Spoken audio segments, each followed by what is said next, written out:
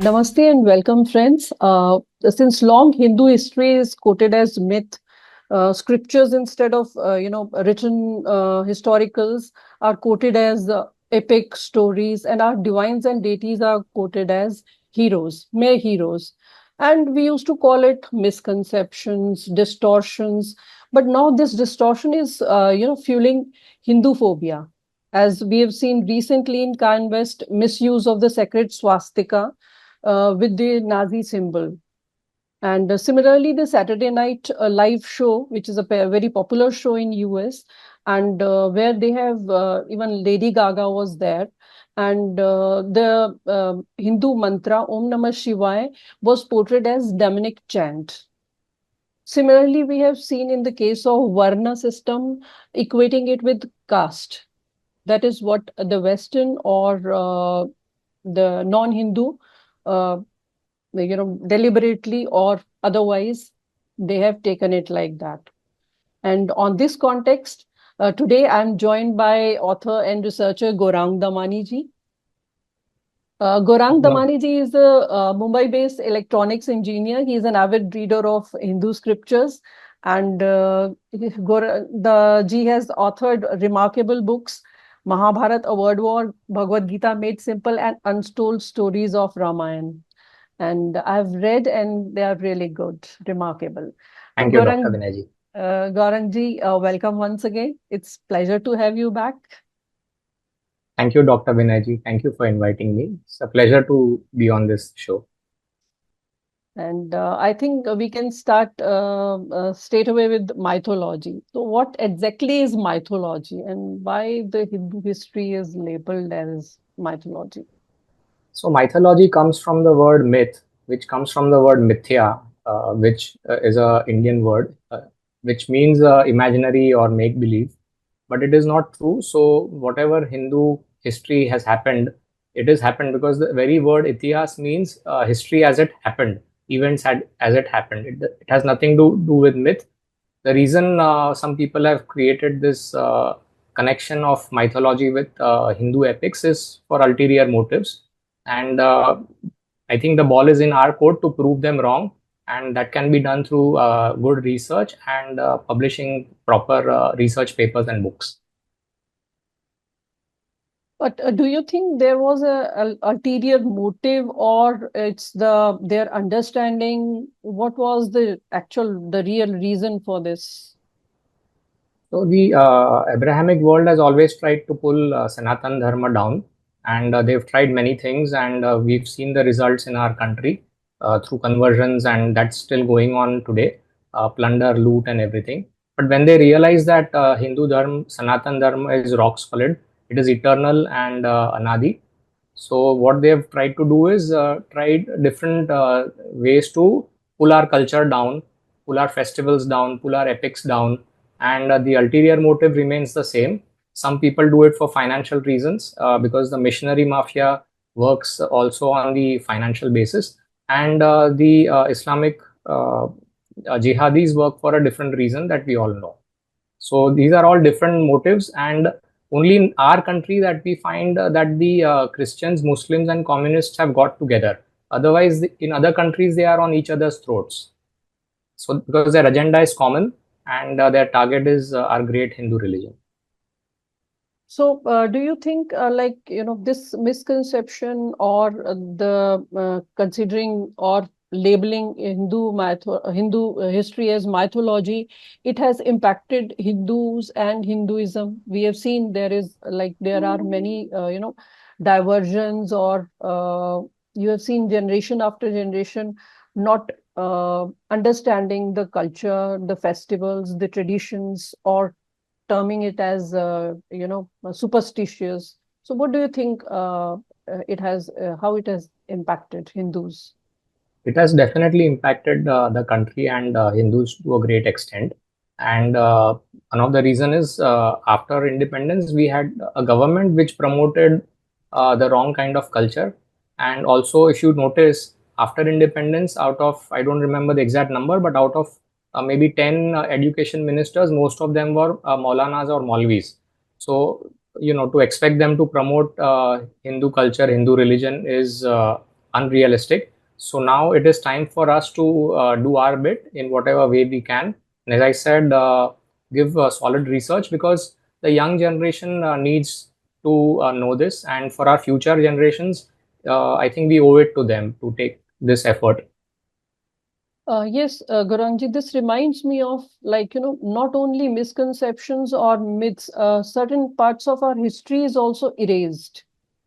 Like, if you talk to today generation, they may not know about Sambhaji, recently released movie, and what kind of atrocities that were inflicted upon him by Aurangzeb, who used to be considered, till the movie was released, he was considered as a great Mughal or the great ruler. So yes, there is this impact on the Hindus when they are not nothing to be proud of. They don't they may not feel proud of their heritage, their how the resilience that was put by Hindus against all kind of invaders, be it the barbaric Mughals, be it the British, who in collusion with communist and other ideologies, they try to subjugate the mindset, actually. So it has affected the mindset. And I was reading your book Mahabharat as a global war. So you have argued that Mahabharat was not just a Bharati event but a global war. So can you tell us something about it? Yeah, sure. Maharishi Vyas takes great efforts to describe the geography of the world in reference to the Mahabharat epic. And of course, the war had Kauravas on one side and Pandavas on the other side. And the allies of Kauravas, if you see, were from all over the world. And Vyasji has given a description or the names of the names of the tribes who took part in the war, and they took the side of Kauravas. And if you want me to enumerate, I can give a list of all the whatever I can remember of all the clans who fought on behalf of the Kauravas. So the geographically, which area was involved? Okay, so as you mentioned, the book Mahabharata, the World War, gives a detailed description. So we'll start from all the countries which are not part of present-day India. So if we start from our immediate west, which is Pakistan, we all know that Sindhu Desh, the king Jayadratha, who was the brother-in-law of Duryodhan, he fought with the Kauravas. And Sindhu Desh at that time had two allied kingdoms, Savir and Shibi. So Shibi, there is a place called Shibi in Balochistan, and Savir, as per historians, is a place called Rauri on the Sindh-Pakistan border, Punjab border. And then the other kingdom was Madhra Desh, that is Shalya, and Shalya was Nakul and Sahadev's mama, and his capital was Sakalkot, and his kingdom was said to be a land of five rivers. So that comes again as Pakistan's Punjab, because five rivers do flow through that. And Sakalkot, Kot means a court, a killa, and Sakalkot is present day's Sialkot. So that was also Shalya was tricked into taking the side of Duryodhan. And the third kingdom was the Kaikai, which is Khyber Pakhtunkhwa of north west Pakistan Frontier and province. Frontier province, right? And not all, there were 100 prince, but 95 fought with the Kaurav, and five of them were dharmic, and they took the side of Pandavas. And then, if you move a little bit further to the west, we come to Afghanistan, and we all know Gandhar. Shakuni fought on behalf of Gandhar, but there were two other kingdoms which also fought with the Kauravas. That is the kingdom of Balik and Kamboj. Balik is present day northern Afghanistan, and there is a archaeological site there, which is a Bactria Margiana archaeological complex. So the historians attest that Balik region was this area, and Kamboj ka capital was Kapish. And if you trace the geography of Afghanistan, there is a province in present day Afghanistan which is called Kamdesh, and there is a archaeological place called Kapis in that place. So this again matches with the epic. And then if you move a little further to the west, we come to Iran. And there also, Vyasji has listed the tribes which took part in the war. And the first one was Pallav, which was on the northeast corner of Iran, that is bordering Afghanistan. And then the Parat, the Parthians, as the historians call it, was on the from the northwestern end of Iran, and also a clan called the Abhir. So Abhir, there is a place called Abhirvan, which I found in Iran, and these were nomadic tribes, and they also were there when Arjunji was taking the 16,108 queens back from Dwarka after the flooding. So he was attacked by the Abhirs in Pakistan's Punjab. So these were like the nomadic tribes between this region. And if you move little further to the west, we come to Iraq. And Iraq, I've done a extensive research on this. Prag Jyotish was a kingdom which is present day Iraq's or Sumer, ancient Sumer's Eridu.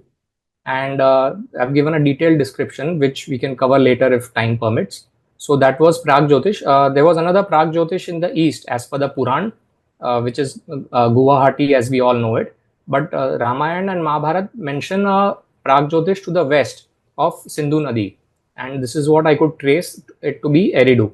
And then further to the west, we come to Turkey, and the Yavans were consistently on the side of Dharma. And Yavan, as any historian would tell you, were the Ionians or the Turkic Greeks, the original Greeks, and also the Arath. And there is a region called Arath in the north east part of Turkey, and I could trace that region, and that is the chord border of Turkey, Iran, Azerbaijan, and Armenia. So that was that. And another very interesting aspect was there were a group of Pishach called Vahiks who took part in the war. And the description also is very beautiful, very gross actually, but very well done. Was they were the descendants of Vahi and Hik, two Pishaches, and the characteristics are described like they are beef eaters. They form gangs and they loot people, and they do bad things with women, and they do it in a gang.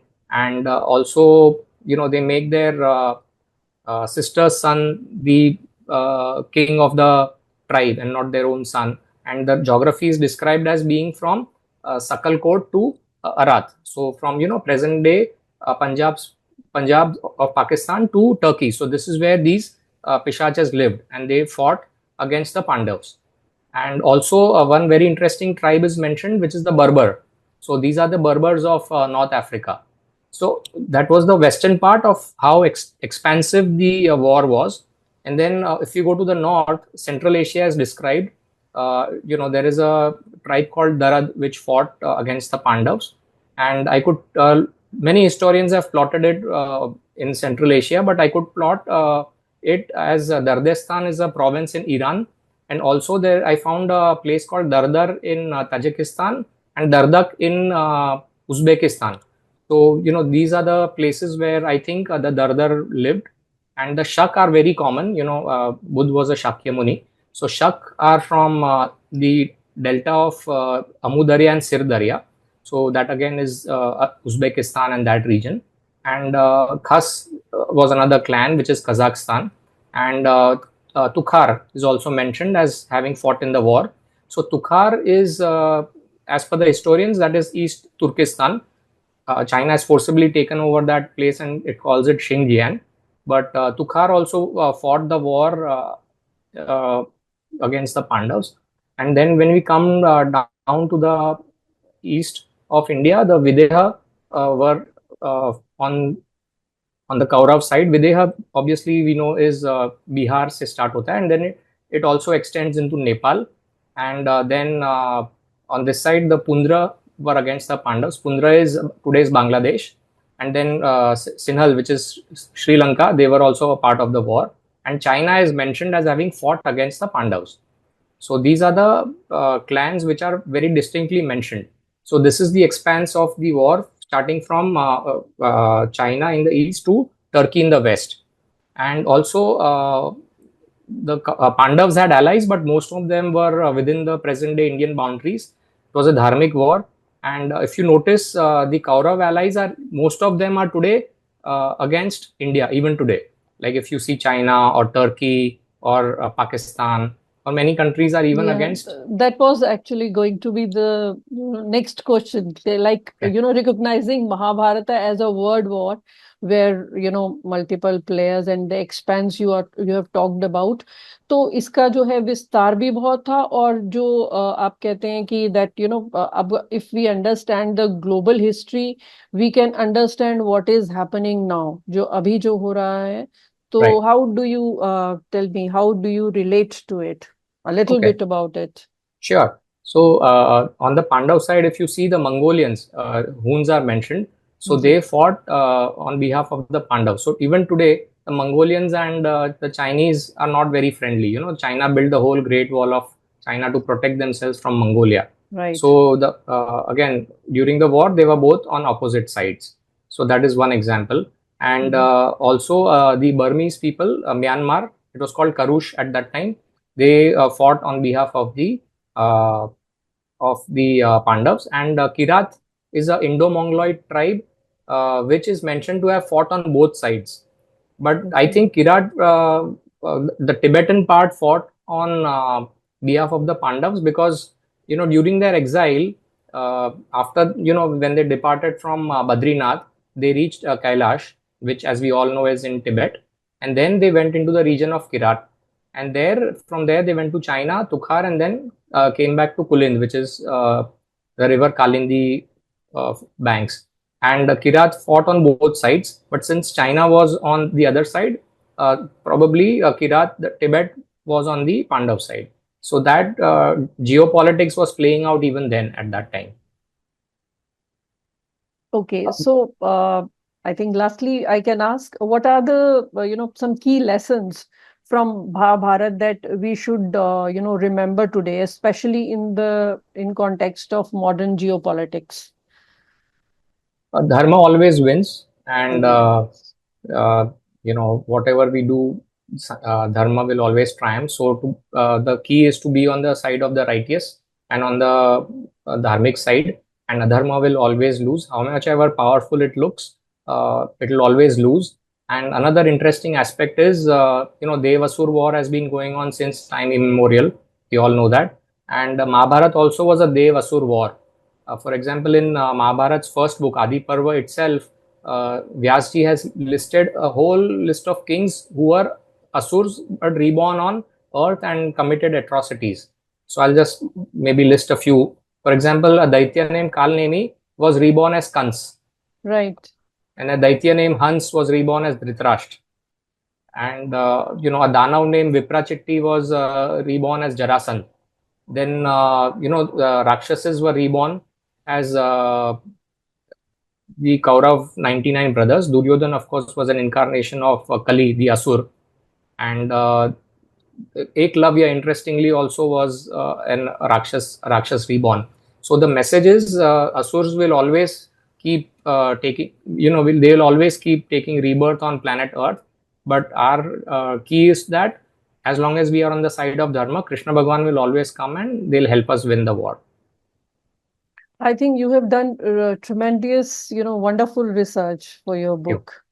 And it also busts the myth of, Mahabharat being an epic or a story, just a story Right. with characters.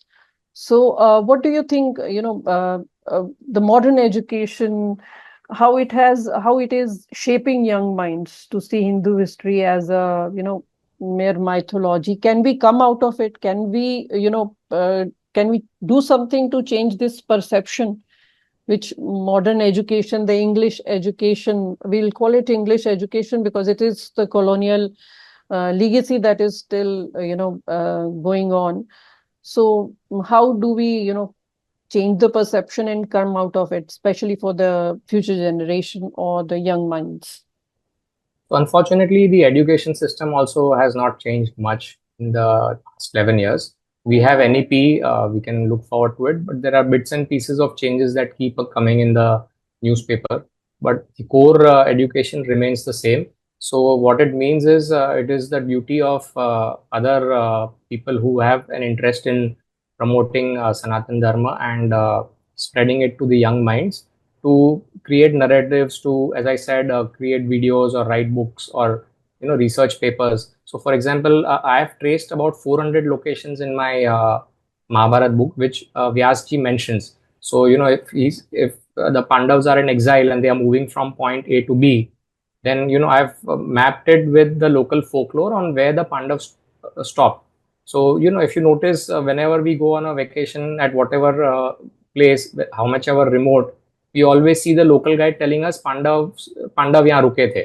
Yes, yes, So we, as a child, I always used to wonder, Shri Ram bhi yahan ruke the, फिर उस जगह पे पांडव भी रुके थे. So when we trace the geography of our epics, point by point, location by location, we will find a very smooth path that they followed, and that reinforces that the epic is not a mythology. It was an event. It was a series of stories or events which actually happened. So we need to promote these locations also, that you go right, and see that location. And in right. Ramayana also I've traced about 300 locations which Sri Ram, Sita ji and others they stopped by, or there was an event related to Ramayana. So we should maybe promote these locations as a historical site. Right and it also sort of आप ये चीज मान के चलते हैं कि the धार्मिक the Dharma the righteous way of life जो दोनों हमारे, चाहे वो रामायण के रूप में है चाहे वो महाभारत में है, those values will also create a generation that will have less anomalies जो हैं वो कम होंगी. They will be stronger and more attached to the roots, which are, always when you are attached to the roots, you grow and evolve more.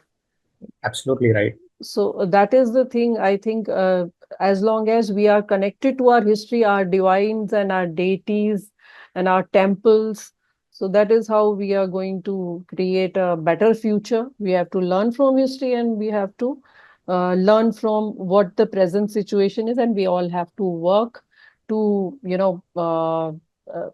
to sort of जागृत करना जो है history को, जो है उसको मिथ से, जो मिथ के कलंक जो एक मिला है, उससे उससे निकालना है.